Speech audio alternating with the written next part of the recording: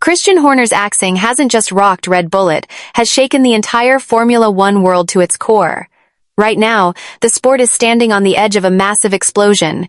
The infamous silly season is just around the corner, and this time, it could get very spicy with drivers potentially moving to teams you never imagined. And at the heart of it all, two names: Max Verstappen and George Russell. So, what's going to happen now that Horner is gone? And could this finally be the moment Toto Wolff wins the long game he's been quietly playing? In the shadows of Silverstone, Formula One woke up to an earthquake. Christian Horner, after more than 20 years of shaping Red Bull's meteoric rises, been sacked as team principal and CEO. From the glory days of Sebastian Vettel to the reign of Max Verstappen, Horner was the architect of dynasties, and now, just like Faith's gone. But this isn't just a routine leadership change.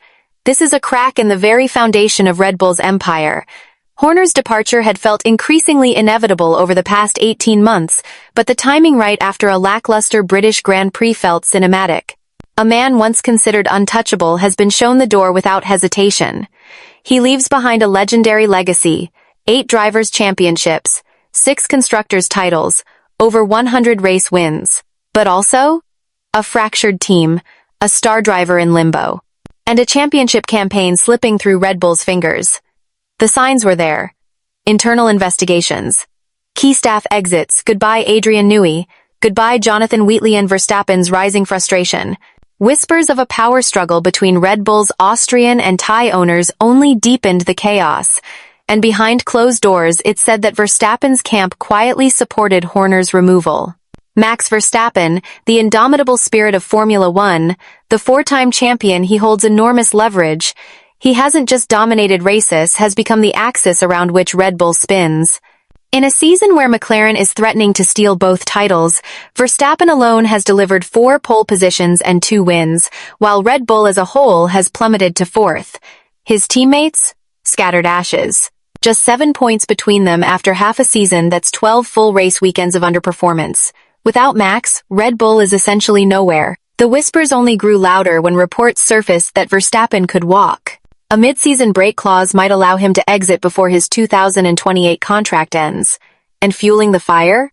Quiet conversations with Mercedes and Toto Wolff, plus George Russell's casual comments comparing situations at Silverstone, which unintentionally sent speculation into overdrive. In one of his rare defensive moments before being sacked, Horner insisted, "My intention is that he will be there driving for us in 2026. It's inevitable he's of huge interest to any other team." Horner may have spoken for peace, but his sudden removal paints a very different picture. Red Bull could soon face the nightmare of not just losing a team principal, but their star driver as well. The team's response was swift. Laurent Mekies has stepped in mid-season, rising from Racing Bulls to take the reins. Mekies is respected. But can he command the same authority? Can he hold this crumbling house together when the pressure is mounting every single race weekend? So let's stop and ask the big question. Was Horner's firing a desperate move to keep Verstappen, or was it a reaction to Verstappen already deciding to leave? The logic of those close to the situation suggests the former. According to Max's manager, Raymond Vermeulen, "We were informed in advance. It's up to Red Bull to provide further explanation. We continue to focus on the sporting side. Nothing changes." Verstappen himself was diplomatic at Silverstone, saying, "That's right, that's why I'm contracted to Red Bull." On paper, he's locked in until 2028, but behind the scenes, performance clauses loom. And with Red Bull powertrains looking increasingly uncertain, Verstappen's hesitation is growing. And it's not just Max. Every pillar that allowed Red Bull to dominate the last 4 years has collapsed. Rob Marshall gone. Adrian Newey gone. Jonathan Wheatley gone. And now Christian Horner gone. One by one, the architects of the empire have vanished. And Red Bull? They may have no choice but to pay the ultimate price. And here we are at the fork in the road. Picture Red Bull as a castle under siege. Horner's fall could be the start of a new defense, patching the cracks before total collapse. Or maybe it's already too late. Maybe the tower is toppling, and Verstappen has quietly set his sights elsewhere. And that's the real question hiding behind the headlines. Can the Red Bull of tomorrow be anything more than the Red Bull of yesterday? And can they keep Max Verstappen on board? Because if they can't, if Verstappen walks, what happens to this team? The contract may look solid, but those performance clauses could activate at any moment. And you can bet that the moment Christian Horner was axed, one man's phone buzzed before the headlines even hit the press. Toto Wolff. Because if you're the boss of Mercedes, watching Red Bull implode in real time, you don't just sit back, you pounce. And for months now, Toto has been circling Max Verstappen like a hawk, quietly, patiently, relentlessly. But with Red Bull's entire structure collapsing and Horner, the final pillar, now gone, there's suddenly room to strike. Verstappen might be contracted until 2028, but hidden within that contract are performance clauses, a secret escape hatch. And right now, that door is swinging wide open. The silver arrows are hungry. Lewis Hamilton's shadow still looms large over Brackley, but George Russell has stepped up. He's driven a solid season, something even Horner, before his exit, reluctantly admitted. But here's the irony. It was Russell's own offhand comments that may have sparked this wildfire of speculation about Verstappen's future. Some even accused Russell of trying to leverage the situation, forcing Mercedes to commit to him. But in the process, that speculation might have done more than anyone expected. It might have broken Red Bull's back. And here's the twistone that could send shockwaves through the paddock. What if, in a move nobody saw coming, George Russell heads to Red Bull, and Max Verstappen moves to Mercedes? Yes, the transfer bombshell of the decade. This wouldn't just be a team collapse, it would be a swap of empires.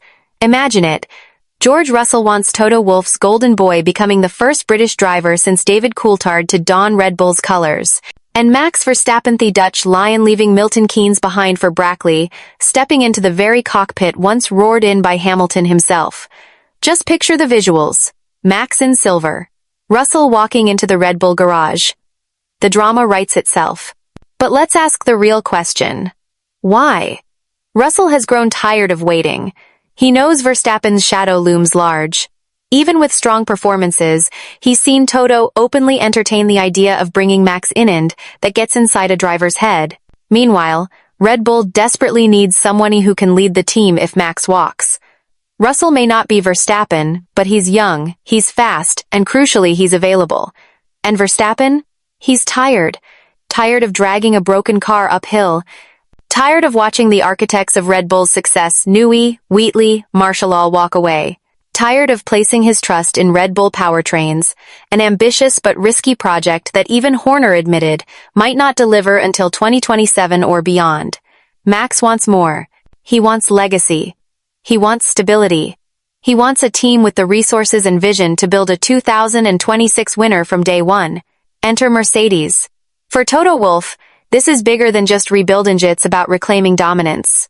And with Max in the car, Toto doesn't just have a star, he has the ace. The one driver who can take an average car and turn it into a trophy machine. The driver who strikes fear into McLaren, Ferrari, and every team on the grid. But the fallout? It's nuclear. Fans would be divided. Verstappen loyalists could feel betrayed. Russell critics would call him a sellout. And Red Bull insiders? They'd be scrambling. Laurent Mekies now faces the impossible task. Hold together a team mid-meltdown, while somehow convincing Verstappen to stay. And what happens next? Could George Russell rise to the occasion at Red Bull? Could Max Verstappen gel with the precise, sometimes rigid culture of Mercedes, or would the whole experiment collapse under the weight of expectation? Can Toto Wolff actually deliver a car worthy of Verstappen's talent in the new 2026 era?